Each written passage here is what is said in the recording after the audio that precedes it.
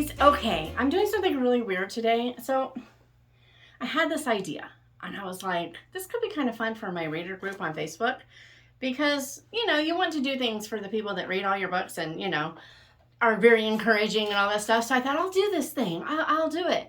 Because it was going to be for Facebook. But then as I was thinking about it, I was like, well, on the other hand, it's kind of a little bit of an insight into how some authors do things.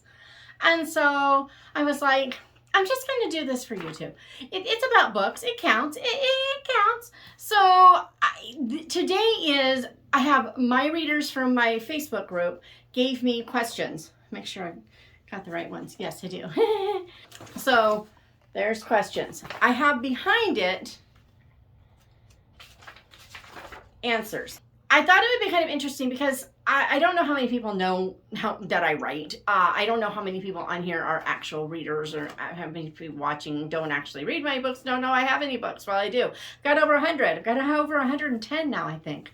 Got a lot of books because books and all the bookness. So when you've got that many books, it's really easy to forget. I can't tell you how many times I'm writing something and I go, have I given that character a name?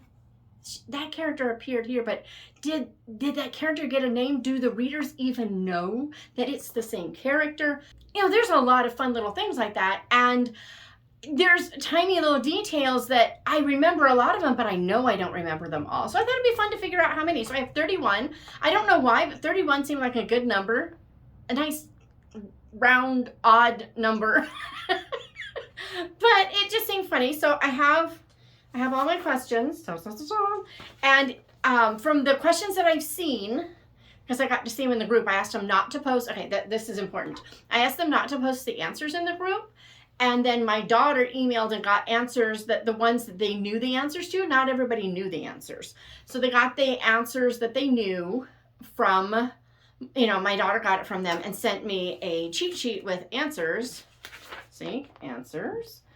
So we're just going to see how many of these I know. I will know things. The funny thing is I know there's at least one on here that I know the answer to that the readers don't. And so it could be that person's, answer is wrong. I know there's at least one of those. So we're just going to have fun. It may not be interesting to anyone else, but I thought, here's a look into the life of a writer and what I do and how I do it and all that stuffness. There is a video coming. I think Mitzi is the one who said, hey, are you going to do a reading life? But my reading life and my writing life are really connected. So I am going to do this is how I work reading into my writing and everything other life, That's coming, but I can't do it until it's not so hot. So that has to be like maybe at the end of September or in the middle of October or something like that. It can't be yet. So there's that's coming, but it's not here. But this is just the kind of the mind of a writer. Let's do this thing. I just figured out how I can look at answers without looking. I'm going to slide this one just barely until I see only the thing and not the next question. So then I can do it all at once and save lots of editing time. All right, here we go. How many of the ladies of the month who weren't chosen eventually got together with other characters? Okay, this is from 30 Days Half, and the concept of the book is that a guy's sister really wants to find her brother someone, and so they do this thing with these churches where they bring chaperones. It's a matter of avoiding the appearance of evil, because let's face it, these are adults. If they want moral failure, they can get moral failure, but it's a matter of not avoiding the appearance of evil. So they come, even these adult women, they come with and live with this guy Adric for a month while they try to get to know each other and really have an intense. It's kind of like the opposite of speed dating. And it's one a month for a year. And at the end, does he have somebody or not? I'm not telling. But yes, there were ladies of the month who ended up in other books. So there's Christine, Her book hasn't been published, but she actually does have her own book. However, they've only been mentioned in one other book, and I don't know if it was by name. And I can't remember what book it was. So there's her. Becca, who Adric would have married.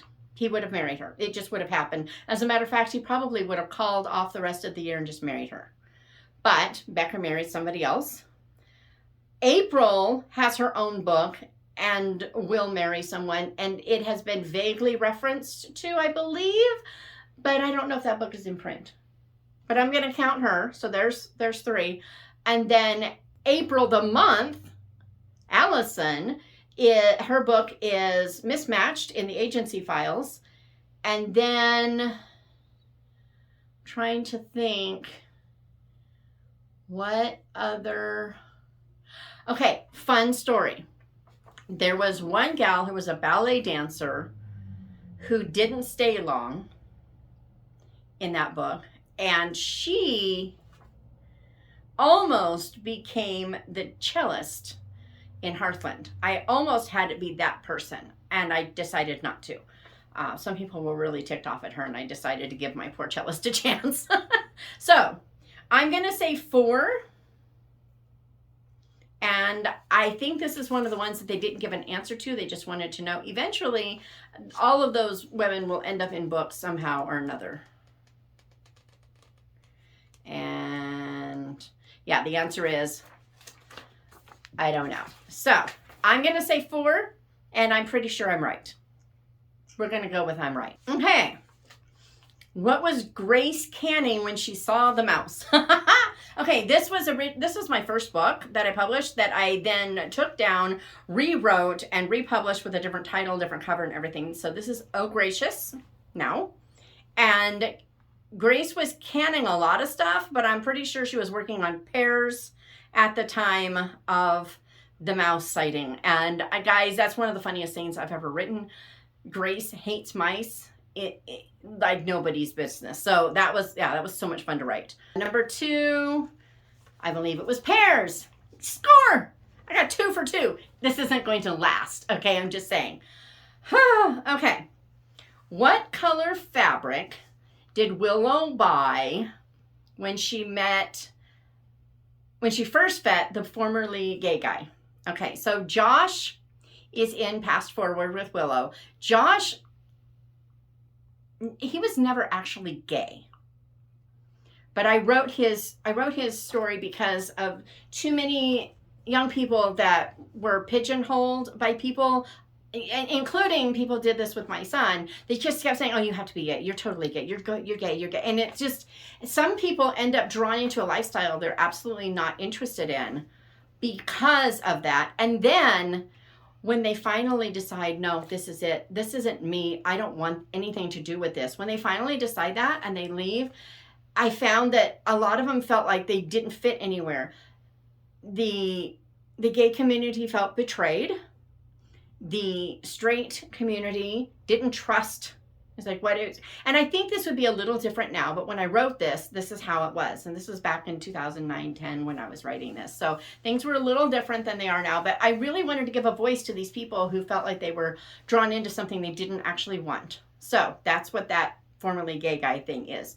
And this is what color fabric did she buy? I'm pretty sure it has to be yellow. There's just no other color that, green, yellow, blue, orange, pink, purple, white. Yeah, I'm going to say yellow. It has to be yellow. So we're going to scroll just barely. And aha! Even she says, pretty sure it was yellow. I think it was yellow. I think you're right. Whoever you were. Heidi? I think that was Heidi. Okay. What was the original title of Discovering Hope? That's easy. Hope 101. That was a whole lot of fun. And then number 5, why did the time travelers choose the girl they thought they were kidnapping in Volition? So Volition is a futuristic sci-fi-ish story where people in the future go back and rescue people from the past, people who weren't going to have a family connection, basically that they were unlikely to change much history with by pulling that person out. And so, like, one of the fun twists in there is that Glenn Miller, he disappeared in that plane in World War II. Yeah, he's in the future in Volition, and so is Amelia Earhart. So, I mean, there's that kind of thing. But basically, it's too difficult to explain why this is happening.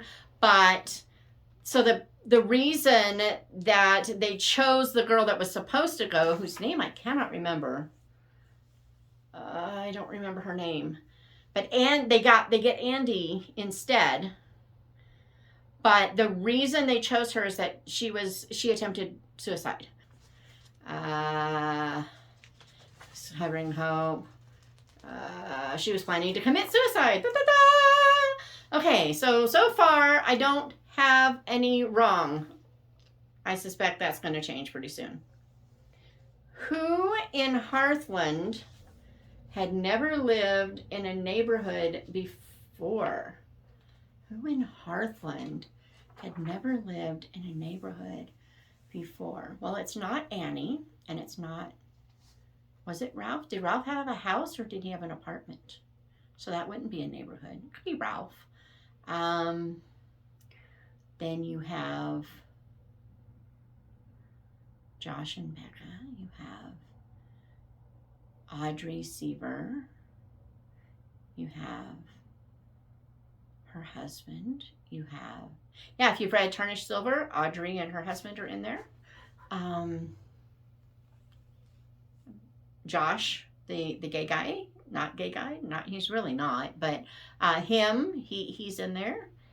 And I don't know. There's no answer. I don't know the answer. I'll do some searching and see what I can find, but I don't know.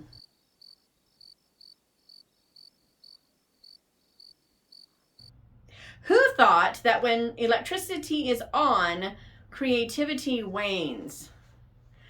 Okay, well, the natural response is Willow. This is definitely from Fast Forward because they choose not to use their electricity most of the time.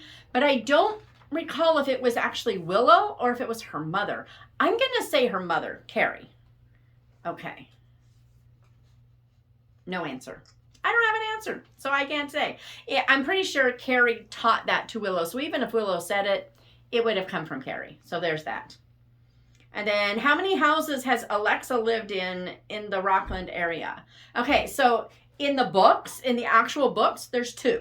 However, what they don't know is that she had another place to live before she moved to Fairbury in the Rockland area, so that makes 3. So there's that. Okay, number 9. And Alexa is Manuscript for Murder, the Hartfield Mysteries. She's an author who writes horror, suspensey, thrillery stuff. And she wears very eclectic clothing, actually. So that's her. So, okay. Who caught the fever for telling a good story from his family? Let's see. Not Philip.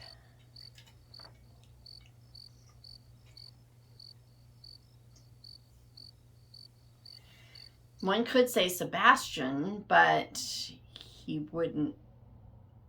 No, it can't be Sebastian. So there's that. Besides, he got that from Jamie, not from... And he doesn't even tell the stories. He draws them. So, yeah, it's not Sebastian.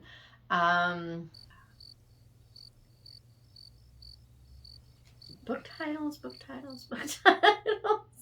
Oh, I know. I got it. Avellino Carrillo from Deepest Roots of the Heart, the book with the title that I absolutely hate. I just don't love this title at all. Okay, I'm fine. Everything's fine. But no, this is one of my favorite books that I've written post World War II. Split time with 1836. Got the Battle of San Jacinto. And but it's Avellino. Storytelling, definitely. Absolutely, definitely. So let's see. No answer there. Okay. Number 10. What was the first gift that Chad bought for Willow? Okay, Willow passed forward. And the first thing I can recall, okay, so he buys her a cell phone. She's never had a phone before. But that really wasn't a gift. That was a demand, and he was a little heavy-handed about it. It was kind of fun. Loved writing that. Just, I miss Pass Forward so much. But, so I'm going to say the first thing he bought her as a gifty gift kind of thing was a Reese's. Pretty sure it was a Reese's. A push behind weed eater or brush hogger. No. Reese's came before that. I'm sure it did. I'm sure it did. I'll look it up. But I'm pretty sure I'm right. Pretty sure. What was David's name originally going to be in None So Blind? Okay. Well, here's the thing. So in the first editions of None So Blind, the name Jacob was what Ella Danny's husband's name was. And there's a reason that it's Ella Danny, okay? But it wasn't because that was his name. It was because I was writing another book at the same time I was doing all that, and the husband's name, and that was Jacob, and I kept flipping them. So in the very early editions, Jacob comes out as his name sometimes, and it was so familiar that even my editors missed it. And so Jacob. But even though it really wasn't his name, his name was always David Weeks. But yeah. No, you're wrong, because see, she's got the story right.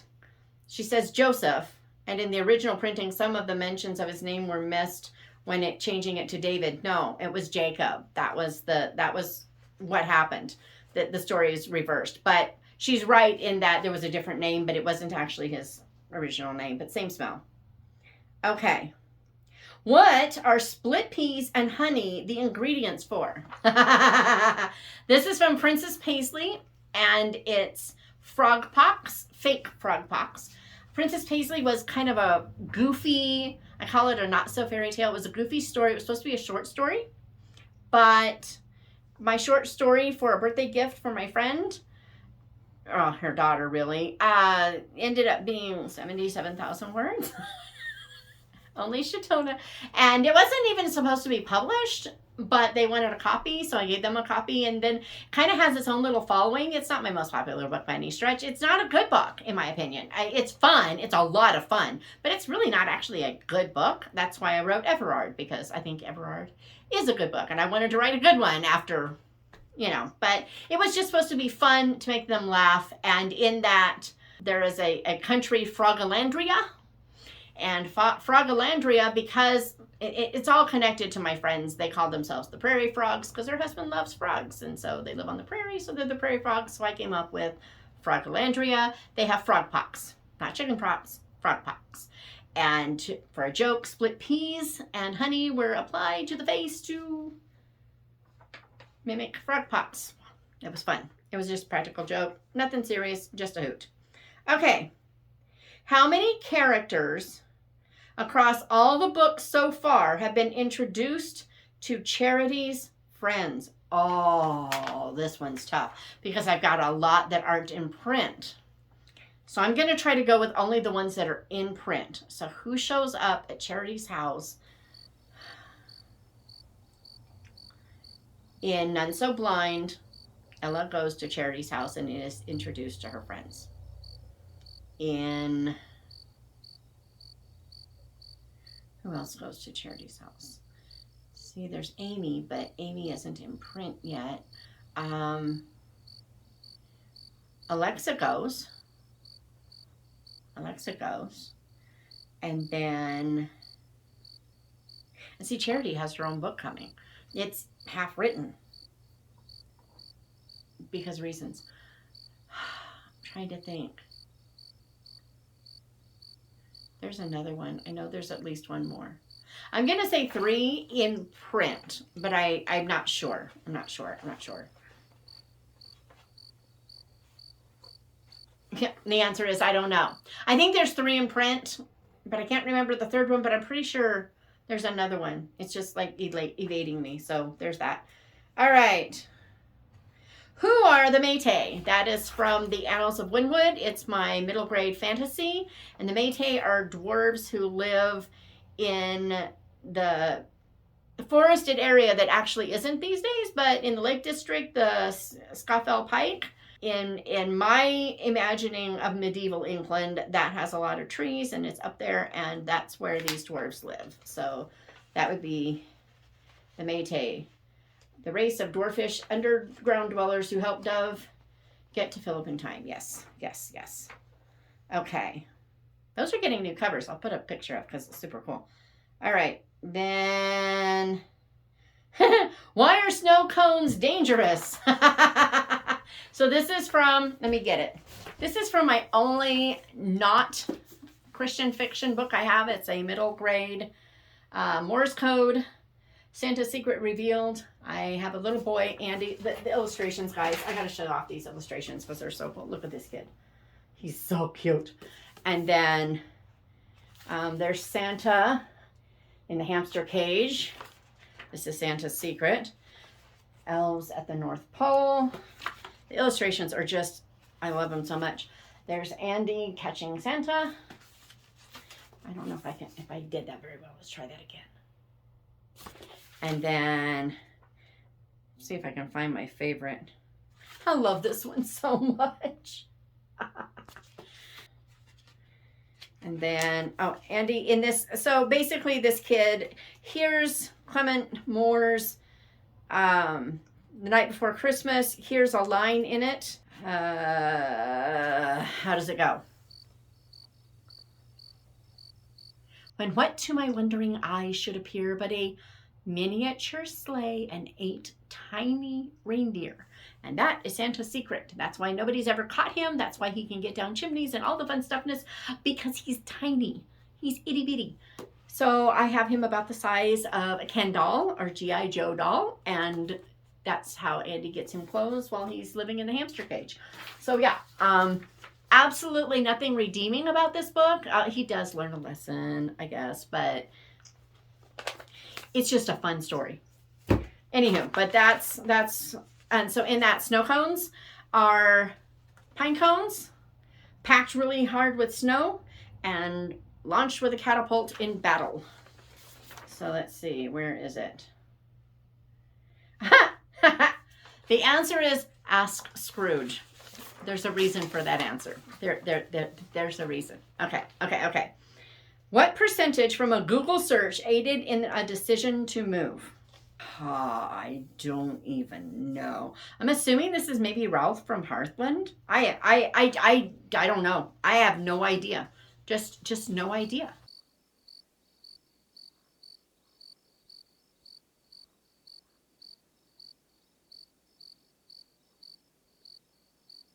And no answer. So somebody else doesn't either. Oh well. What is preventative medicine for the heart, soul, and body?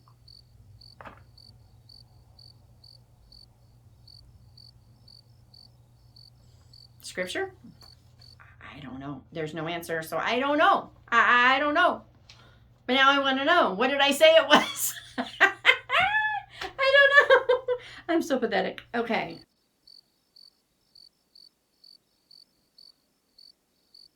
Why did this person's first impression in the neighborhood end up in the hospital?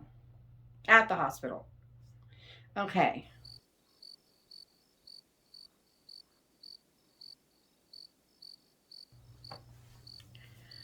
This could be a couple of things.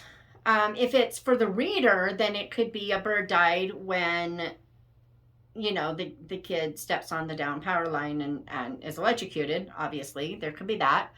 Yes, Stephen is fine. For those who are curious, Stephen, you would never know unless you looked at the back of his legs that he was ever having any problem, and he's never had to have surgery again, despite what the doctor said. So there's that.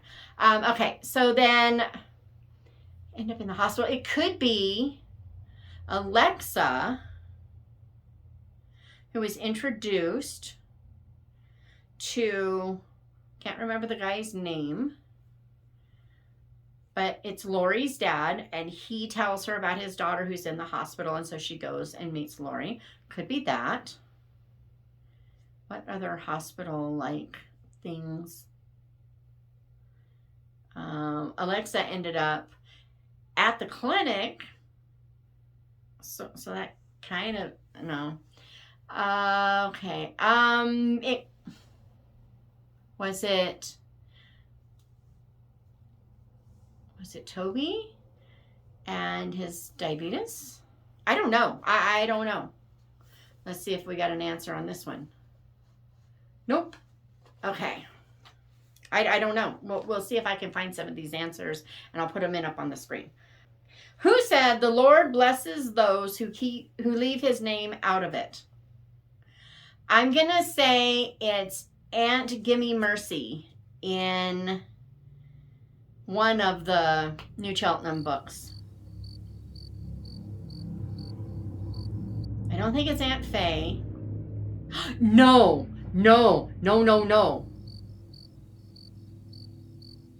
It's Grace's aunt. Yeah, in Oh Gracious, it's her Aunt Fran. Aunt Fran. I'm going to say it's Aunt Fran. Okay. Nope. There's no answer, but I'm pretty sure it's Aunt Fran. Okay. All right. Ha ha ha. Okay. Who snuck out of a perfectly good argument by praying?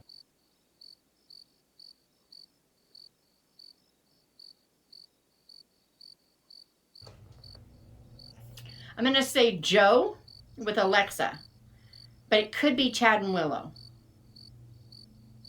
Don't think it was Luke and Aggie. And it wasn't Chessie. No, I'm going to go with Joe and Alexa. Yeah, one of the Hartfield mysteries. Nothing. Okay. We'll find out answers because reasons. Okay, so who had 6 inches of beard thickness that the duck guys on TV would give up their fortune for? Have I even written a guy with a beard? No, Mr. Right.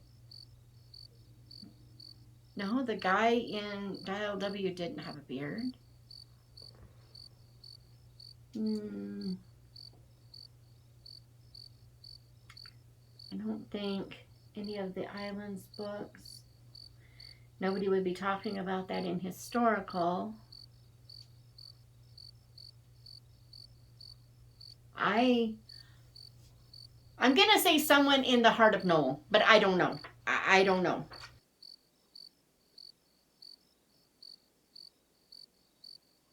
That's going to be fun to find. Okay, who wanted to grave? Yes. Who wanted to wave their granny's underwear in surrender? I'm going to say Michael in Carol and the Bells. I'm going to say Michael because I know there was something about grannies in that one. So, all right, let's see if we've got an answer. Nope. So, which character appears in the most series?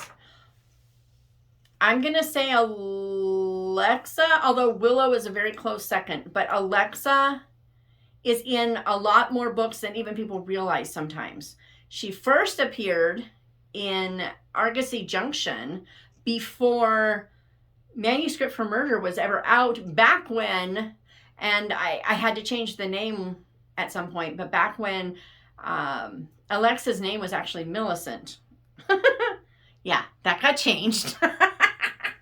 But yes, so, but I changed that even before I published Argosy, so, but way back then. But yeah, she's in there. She's in the Past Forwards. She's in Aggie. She's in the Agency Files. She's in several Christmas books. Basically, she just shows up everywhere. So there's that. What is in Murphy's pocket? Murphy's pocket. Okay, here's the thing. So in the Aggie books, Aggie's Inheritance series, in that one, she inherits these 8 kids, and she's like right out of college. But she inherits her sister's 8 kids, and they live next door to a social worker who just always manages to show up when things are going terribly wrong.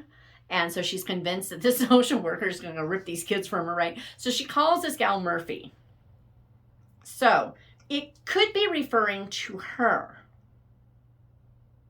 It also could be referring to Murphy's Law, which I reference often. And I know that I have said at least once that, there's Murphy's Law, and he has O'Reilly for backup. If we're talking about Murphy and her actual, her name is Eileen, and an actual pocket, I don't know. So I'm going to say O'Reilly. Nope. There's no answer, so we don't know.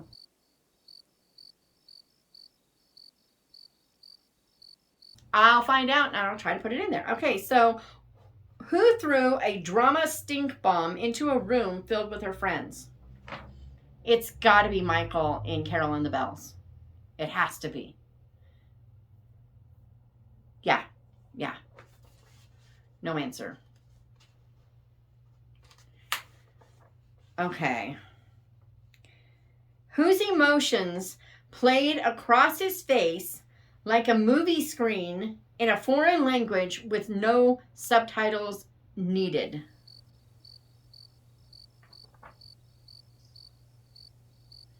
I don't know, but that's kind of a good line. I like it.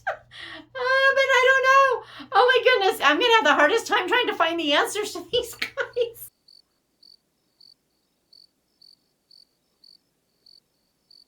I will, yeah. Pray for me. Of course, by the time you see this is what is so cool about God. See, by the time you've seen this, I will have found the answers, or I will have had to give up, right? And so why would you pray for me? But guys, God isn't bound by time and space. So you can pray for me now, even though it's already over, and it still counts, and it still makes a difference, because God listens to the prayers of his people before they even pray them.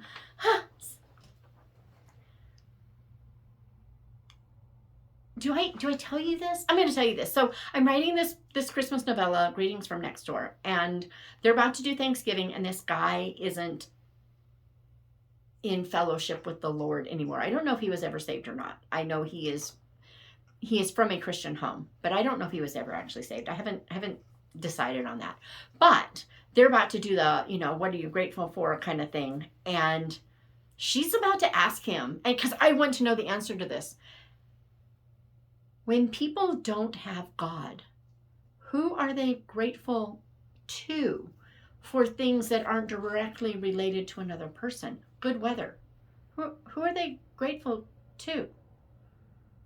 I mean, how can you be grateful to Mother Nature? It doesn't exist. So who are you grateful to? If you get somewhere safe, who are you grateful to? If a blessing comes in any way, shape, or form that isn't directly given to, if your neighbor, rushes over and saves your house from fire, you're obviously grateful to the neighbor. I get that. But if you manage to wake up and get out of the house in time when you're all alone and there's no one to save your house, but you're grateful that you got out, who are you grateful to? Just something that my mind was going through while we were in church today, because this is what happens. Yes, guys, I'm so sorry. I was taking notes. I've got reams of pages of notes, so it's not like I was totally ignoring what JP was saying, but I'm just saying. But I don't know the answer to that one. So who wrote about the moment when the vast amount of work around you mocks your professed status as retired. I'm going to say Ralph from Hearthland, because the guy retires and then starts a intentional community and there's all kinds of work. Nope, there's no answer, but I'm pretty sure it's got to be that. And if not, it fits him anyway.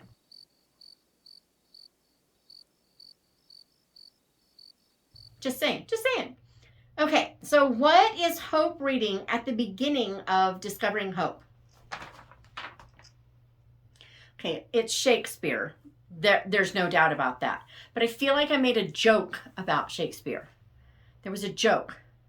Merchant of Venice. No. Romeo and Juliet. No, absolutely not. Midsummer's Night's Dream. It's autumn. Troilus and Cressida. No. I feel like I'm in Fairbury's Shakespeare quotation contest. That was fun to write. That's in Past Forward. I think book 2. I think. But what are some of the Richard III, Hamlet, Macbeth? As You Like It.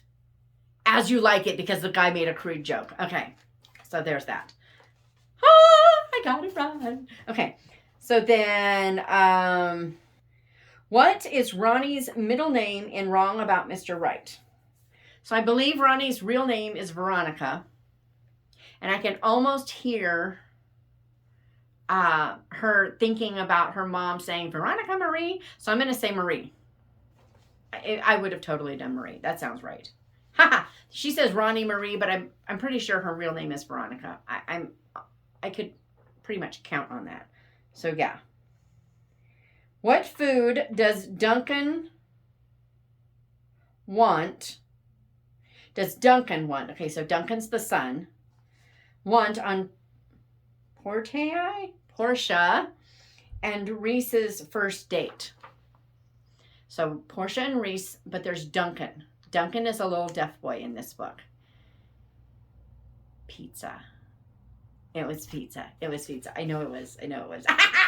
Pizza! Da, da, da. Okay. And then, I'm so sorry. I'm sorry, Portia.